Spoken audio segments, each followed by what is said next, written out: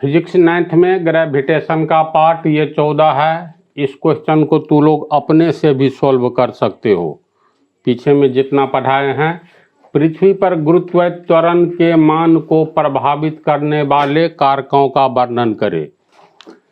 तो हमारी पृथ्वी 100% गोल नहीं है, तो दो फैक्टर है। पृथ्वी पर ऊंचाई जी के मान को प्रभावित करता है और पृथ्वी का आकार भी जी के मान को प्रभावित करता है।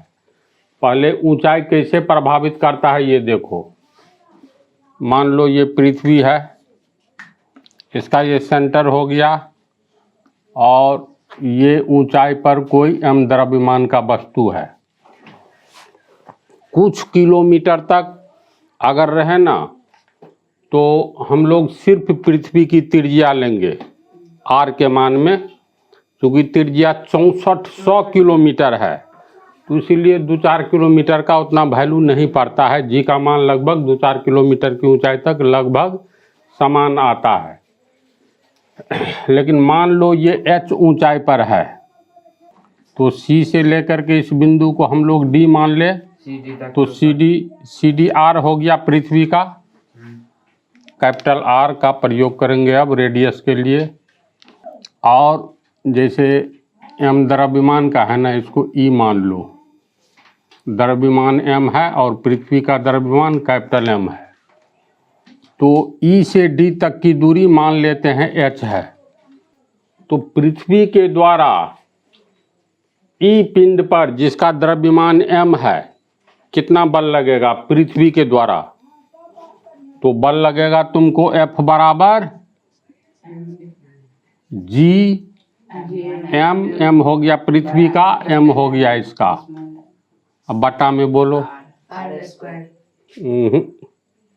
रे तो पृथ्वी से थोड़ी ऊंचाई तक लेंगे। ये h मान लिए हैं, कई किलोमीटर है, ज़्यादा नहीं, कुछ किलोमीटर की ऊंचाई तक जी के मान में लगभग परिवर्तन नहीं आता है। अब मान लो ये 50 किलोमीटर ऊंचाई पर है, 60, 70, 100 किलोमीटर की ऊंचाई पर है, या 25 किलोमीटर की ऊंचाई पर है, तो ये जो r लिखते हैं हम लोग, दो पिंड के बीच की दूरी लिखते हैं ना, तो EC या CE, यहाँ r बराबर क्या हो गया?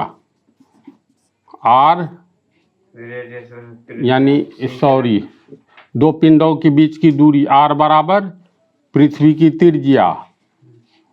ऐसे ले लो डायरेक्ट, CE हुआ, तो R बराबर CE हो गया, होगा ना। ये R किस चीज के लिए है? दो पिंडों के बीच की दूरी। तो पिंड तो गोलीय होता है, पृथ्वी के लिए केंद्र की ओर आकर्षित करता है, तो केंद्र से दूरी लिया जाता है ना। तो R ये जो है यहाँ पर रहता तो सिर्फ इतना लेते, यहाँ तक भी इतना ही लेते, लेकिन ये h ऊंचाई का मतलब हुआ है, मतलब कुछ किलोमीटर नहीं है, कुछ किलोमीटर तक जी का मान में अंतर नहीं पड़ता है, कई किलोमीटर है। ये यहाँ से लेकर के यहाँ तक मान लो 50 किलोमीटर है, या 200 किलोमीटर है, या 300 किलोमीटर, 2-3-4 किलोमीटर तक कोई अंतर नहीं पड़ता है, क्योंकि 6400 किलोमीटर में पृथ्वी की त्रिज्या है, r का मान। ये r जो है वास्तव में दो पिंडों के बीच की दूरी, ये सब भुलाया नहीं ना है। नहीं। तो CE, r बराबर CE होगा, तो F बराबर G mm बटा R R plus H, CE बराबर CD जोड़ DE, यानी R जोड़ H। तो स्क्वायर कहाँ होगा फिर?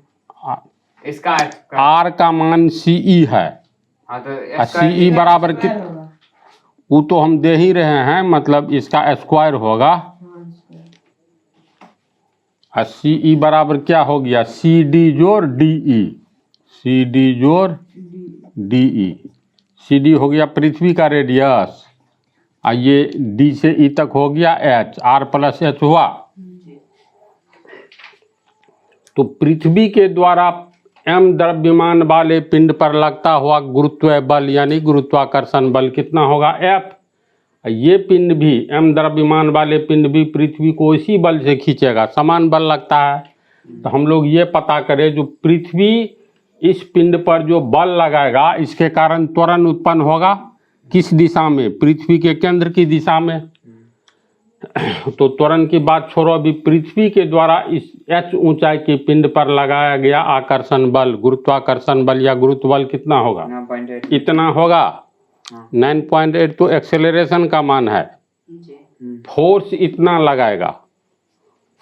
इसमें अब ध्यान दो, r प्लस एच जुट गया है, तो ये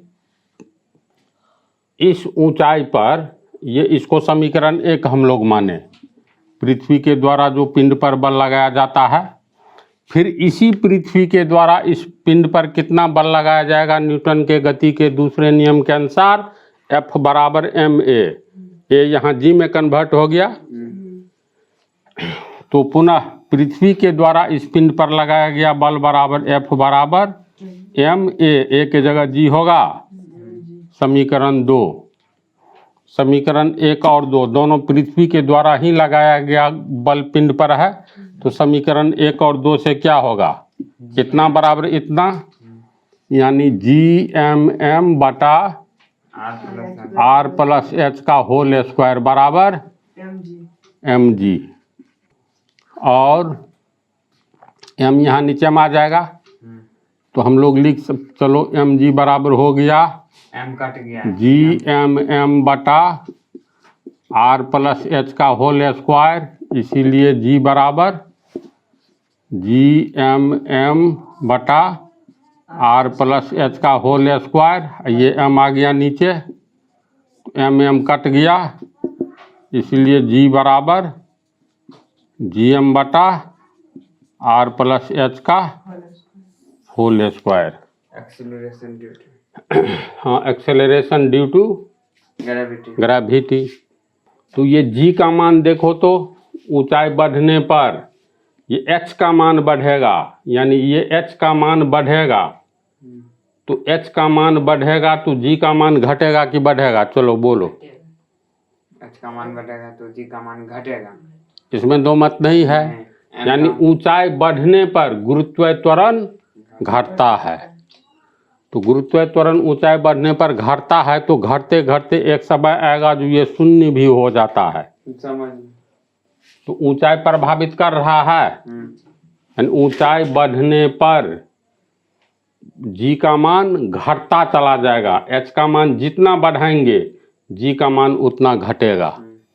तो पहला पॉइंट क्लियर हो गया, ऊंचाई बढ़ने पर पृथ्वी पर g का मान यानी एक्सेलरेशन ड्यू टू ग्रेविटी का मान घटता है, और ऊंचाई घटने पर मान बढ़ेगा, h का मान घटेगा तो g का मान बढ़ेगा, h का मान बढ़ेगा तो g का मान घटेगा, तो ऊंचाई प्रभावित करता है। तो चलो पहला पॉइंट को लिखते हैं, पृथ्वी पर गुरुत्व त्वरण के मान को प्रभावित करने वाले दो कारक हैं, पहला ऊंचाई हाइट, दूसरा पृथ्वी का आकार शेप। ये तुम लोगों को बतला ही दिए, पृथ्वी पर ऊंचाई बढ़ने के साथ जी के मान में कमी आती है ऊंचाई बढ़ने पर, और ऊंचाई घटने पर जी के मान में वृद्धि होती है। तो देखो, माना कि पृथ्वी के सतह D से h ऊंचाई पर m द्रव्यमान वाला कोई पिंड E है, ये E नाम का m द्रव्यमान वाला कोई पिंड है, तो पिंड E पर लगने वाला गुरुत्व बल, पृथ्वी के द्वारा जो बल लगेगा इतना होगा फार्मूला से GMM बटा CE स्क्वायर, R बराबर CE, R स्क्वायर लिखते हैं तो R का मान यहाँ C से E तक हुआ। दो पिंडों के बीच गोलीय पिंड है, तो दो पिंड का जो सेंटर होता है उसके बीच की दूरी को R कहते हैं। तो CE बराबर होगा CD प्लस DE, CE बराबर CD प्लस CE DE। तो फिर इसका मान CD तो हो गया पृथ्वी का रेडियस CD, यानी इसका वैल्यू है R, और DE हो गया H, DEH है ना। तो ये समीकरण नंबर 1 न्यूटन की गति के द्वितीय नियम से नहीं ये फार्मूला मिलता है, F बराबर ma या mg। तो पृथ्वी के द्वारा पुनः न्यूटन के गति के द्वितीय नियम से ये बल भी लगाया जाएगा, यानी दोनों समान बल है। समीकरण 1 और 2 को यहाँ हम बराबर किए तो जी बराबर इतना निकला, समझा ही दिए हैं। तो चलो यहाँ तक उतारो, इसके बाद निष्कर्ष। समीकरण से ये प्राप्त हुआ है ना, स्पष्ट है कि h का मान बढ़ने पर h का मान बढ़ेगा तो g का मान घटेगा, और h का मान घटने पर h का मान घटेगा तो g का मान बढ़ेगा। क्लियर है? तो यहाँ तक तो लोग उतारो, इसके बाद नेक्स्ट पॉइंट। दूसरा फैक्टर क्या है? पृथ्वी के आकार का प्रभाव। तो तुम लोग को मालूम है हमारी पृथ्वी गोल नहीं है, ये मालूम है, किताब में तो लिखी है पृथ्वी आकार, पृथ्वी गोल है, लेकिन वस्तुतः पृथ्वी जो है देखो, उत्तरी ध्रुव और दक्षिणी ध्रुव, जैसे हम पृथ्वी का चित्र बना रहे हैं, ये उत्तर हुआ, समझा? तो एन से नॉर्थ ये भाग, ये हो गया एस से साउथ। तो पृथ्वी का उत्तरी छोर उत्तरी ध्रुव कहलाता है, दक्षिणी छोर दक्षिणी ध्रुव कहलाता है।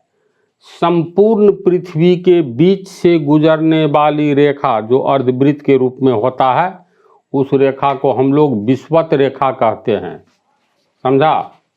तो ये विषुवत रेखा जो है पृथ्वी को 2 भागों में बांटता है। तो चलो इसको ए बी मान ले, ये हो गया विषुवत रेखा कहो या भूमध्य रेखा, यानी विषुवत रेखा या भूमध्य रेखा।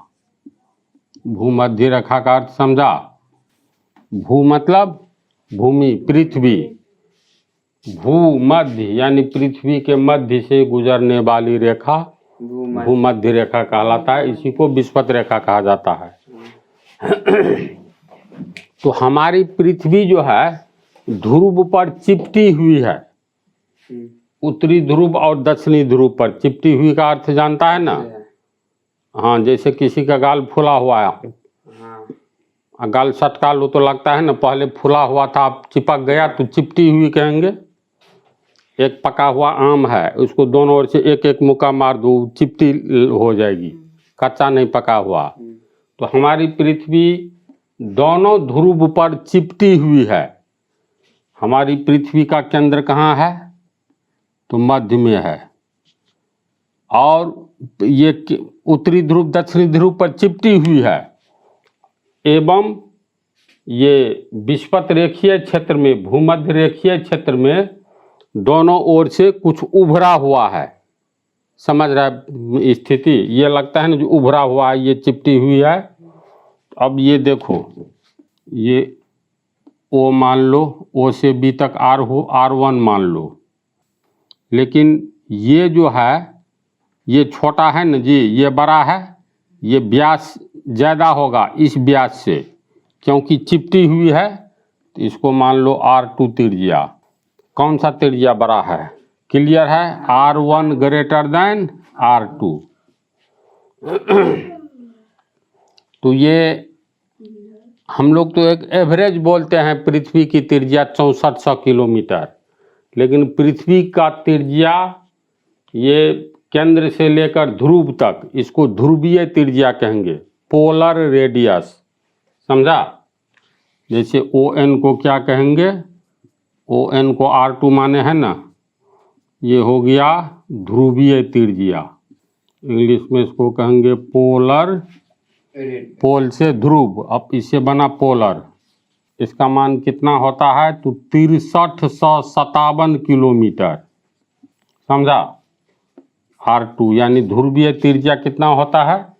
6357। 6400 में कितना घट गया? 43 किलोमीटर घटा। और ये जो होता है भूमध्य रेखीय त्रिज्या यानी OB, भूमध्य रेखीय त्रिज्या हो गया। तो ये तुमको R1, इसका मान होता है 6378 किलोमीटर। दोनों में अंतर है, ये बड़ा है R1। अब इससे अंदाज़ा करो, चलो हम लोग फार्मूला पर आवे। यहाँ पर अगर कोई पिंड है ध्रुवीय क्षेत्र में, तो उस पर गुरुत्वाकर्षण बल या गुरुत्व बल पृथ्वी का कितना काम करेगा। तो फार्मूला से F बराबर m कोई पिंड है P प्लस बटा R plus R plus H ऊंचाई पर देंगे, लेकिन यहाँ सतह पर ही अगर ध्रुवीय क्षेत्र में हम लोग जाएंगे तो पर भी तो हम लोग पर जी का मान काम करेगा। अभी काम कर रहा है कि नहीं कर रहा है। केंद्र की ओर हम लोग को खींचा जा रहा है पृथ्वी के द्वारा, तो रहना 9.8 मीटर प्रति सेकंड स्क्वायर। तो ध्रुवीय क्षेत्र में जाएंगे तो यहाँ हो गया R स्क्वायर, तो ये R2 हुआ ना, तो चलो R2 स्क्वायर होगा। F बराबर जी का मान ले लो 6.673 गुने 10⁻⁻11। या ईमान नहीं लोगे तो पर भी समझ जाओगे, समझा ना। इसको हटाओ ना, F इतना हुआ ना, तो ये इसको F1 मान लो। ध्रुवीय क्षेत्र में जो किसी पिंड पर बल लगता है पृथ्वी के द्वारा आकर्षण बल, उसको हम लोग मान लिए F1। तो ये F1 का मान हुआ। फिर आ जाओ भूमध्य रेखीय क्षेत्र में, इस क्षेत्र में कहीं भी अगल बगल में, तो यहाँ पर कितना बल लगेगा। तो इसको F2 मान लो यहाँ है हम लोग F2। तो F2 बराबर GM बटा त्रिज्या कितना है R1 है ना। विषुवत रेखीय क्षेत्र का मतलब देखो यहाँ तक हुआ विषुवत रेखीय क्षेत्र, समझ गया। उत्तर की ओर उत्तरी गोलार्ध, दक्षिण की ओर दक्षिणी गोलार्ध। तो यहाँ पर कोई भी व्यक्ति रहेगा तो इसके लिए R का मान R1 होगा ना, समझ रहे बात को। इधर रहेगा तो R2, तो ये हो गया R1 स्क्वायर। अब दोनों में तुलना करो कौन ग्रेटर है। तो R1 ग्रेटर देन R2, ये बड़ा है तो बड़ी राशि से भाग देंगे सेम चीज में। ये R2 छोटा है, यानी R1 ग्रेटर देन R2 है। R1 का मान है 6300, ये ग्रेटर है तो 78 किलोमीटर। ये हो गया 6357 किलोमीटर, है ना बड़ा। तो R1 का मान अगर यहाँ हम देंगे तो कम से भाग लगेगा तो रिजल्ट ज़्यादा आएगा, और R2 से भाग देंगे इसमें, R2 का मान ये है, R2 से सेम चीज़ में भाग देंगे तो क्या होगा, कम है तो ये रिजल्ट बड़ा आएगा। ये अधिक है तो संपूर्ण रिजल्ट छोटा होगा। यानी इसका अर्थ है ये रिजल्ट तुमको छोटा है कि बड़ा। छोटा है, R1 ग्रेटर देन R2। ये बड़ा है R का मान, जैसे मान लो A बराबर B/C। अगर B बराबर मान लो 5 हो और C बराबर 10 है तो A बराबर कितना होगा, B/C 5/10, 1/2 हुआ। अब A बराबर B का मान उतना ही रहने दो 5 है, R का मान बढ़ाओ, नीचे वाला का मान बढ़ाओ, C का मान 10 से कर दो तू 15 या 12 करो, जो भी करो। ये हो गया 1/3, 1/3। 1 रुपया को 2 आदमी में बांटो, 1 रुपया को 3 आदमी में, तो ये कम है, कम है न जी। कम इसीलिए है, यहाँ नीचे में 10 भाग में ये बांटा गया 5, और ये 15 भाग में बटाया।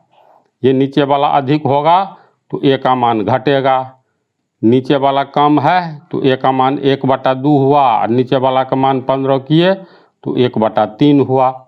1/2 50 पैसा, 1/3 लगभग 33 पैसा, तो ये 33 पैसा कम हुआ 50 पैसा से। तो R1 बड़ा है, R1 R2 से बड़ा है, ये मान बड़ा है। तो बड़ा है तो सेम राशि को काटेगा तो जो रिजल्ट आएगा, और ये मान छोटा हो गया तो सेम राशि को काटेगा तो ये F1 बड़ा होगा, हर हाल में बड़ा होगा। तो निष्कर्ष ये हुआ F1 greater than F2। F1 बल ध्रुवीय क्षेत्र में पृथ्वी लगा रही है, और F2 बल विस्फीतीय क्षेत्र में भूमध्यरेखीय क्षेत्र में लगा रही है। तो F1 बड़ा है, तो इसका मतलब है, अब इस पर आ जाओ, F1 पर सीधे चले आओ। ये हो गया फार्मूला से mg, m तो वही रहेगा, m यहाँ पर g का मान g1 मान लो और यहाँ पर मान लो g2 ग्रेटर देन, तो m दोनों ओर है तो m कट जाएगा, यानी g1 ग्रेटर देन mg2 बटा m, mm कट गया, हट गया, यानी g1 ग्रेटर देन g2, और g1 F1, g1 यहाँ माने हैं और g2 इस क्षेत्र में है।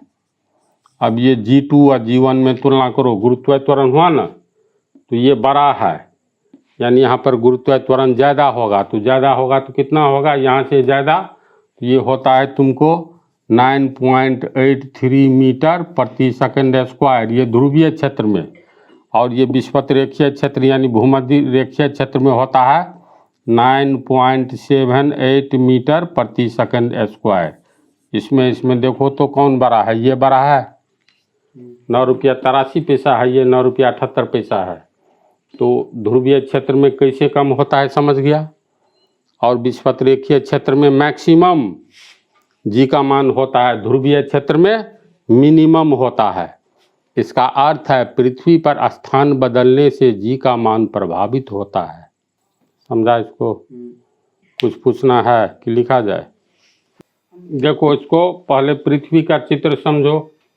ए बी हो गया विषुवत रेखा, ये बुनका वाला क्षेत्र हो गया विषुवत रेखीय क्षेत्र को या भूमध्य रेखीय क्षेत्र। ये हो गया उत्तरी ध्रुव, ये हो गया दक्षिणी ध्रुव, ठीक है। दोनों ध्रुव पर चिपटा हुआ है और विषुवत रेखीय क्षेत्र में उभरा हुआ है। चित्र को समझ रहा है? तो निश्चित तौर पर ये रेडियस इस रेडियस से कम होगा, चिपटा हुआ है जिसके चलते ये कम होगा, ये अधिक होगा। फिर इधर आ जाओ, हमारी पृथ्वी ध्रुवीय क्षेत्र में चिपटी है जबकि भूमध्य रेखीय क्षेत्र में उभरी हुई है। चित्र के अनुसार ये पृथ्वी का चित्र है।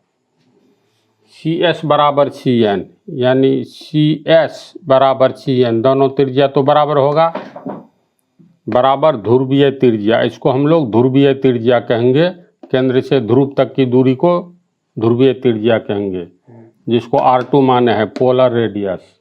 एवं CA बराबर CB, CA बराबर CB, ये विषुवत रेखा के क्षेत्र में केंद्र से पृथ्वी के सतह तक की दूरी है, तो ये त्रिज्या को R1 मान लिए, ठीक है।